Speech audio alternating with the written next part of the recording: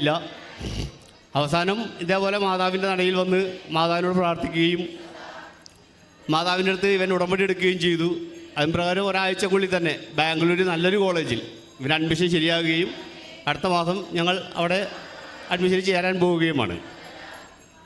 അതുപോലെ എൻ്റെ മകളുടെ ശ്വാസം മുട്ടും ചുമയും അത് കാലങ്ങളായിട്ടുള്ളതായിരുന്നു. വർഷങ്ങളായിട്ട് പല പല ഡോക്ടർമാരെയും ആയുർവേദവും എല്ലാ ഇതും ഞങ്ങൾ കാണിച്ചു.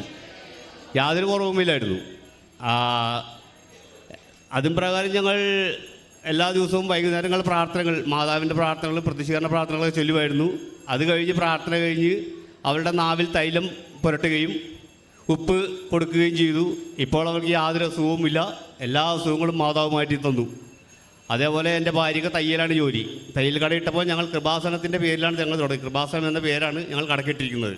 കാരണം മാതാവ് അത്രത്തോളം അനുഗ്രഹം ഞങ്ങളുടെ കുടുംബത്തിൽ വന്നിട്ടുണ്ട്. ആ മാതാവിന് മറക്കാൻ ഞങ്ങൾക്ക് പറ്റില്ല.